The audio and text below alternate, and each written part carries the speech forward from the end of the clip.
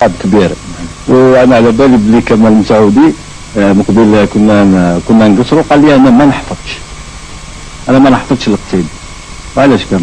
انا كنت بالك وقتنا سيدي علي تسمى بالك زمان كانت شويه كان من خير، ولو كان الثوره وكذا كان من خير، كان ما كانش بزاف المشاكل. راح كيما دوك حنا تسمى رانا مخصوصين كل حاجه، يعني اللي اسبق الاولويه كاين بزاف.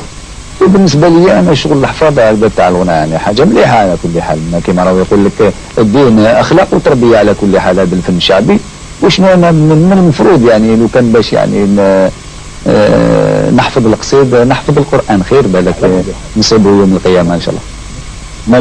ماذا بيات انت حبيت تقول لنا باللي كي تكون تخدم نحط الكتاب، حط الكتاب قرانيه باش يبدا بها تحط الكتاب.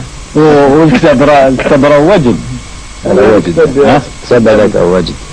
كمال مسعودي اليوم على بالي بلي راك جبت الكراس معاك باش تقول لنا واحد الاغنيه، ماذا بك تقول لنا برك العنوان ديالها؟ العنوان هذه الاغنيه على كل حال تاع كلام تاع ياسين وعابد، يقول يا حسره عليك يا الدنيا فيك حكايه وحكايات، ساميني وقعدي حدايا واحكيهم لي بيتابات، علاش هكذا حاقده وسميه ضلي تبدلي في الصفات، تعذبي فيا غير بشويه عييت مع دابك بركات.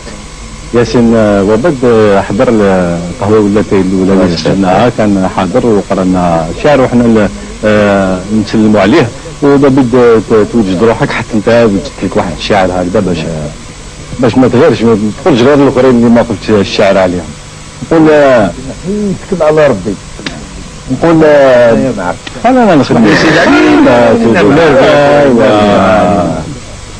بن مراهب وبن علي وبن قيطون بن سهلان النجار والمصمودي، محبوباتي ما نساوهش الحسناوي شيوخ الملحون يأديهم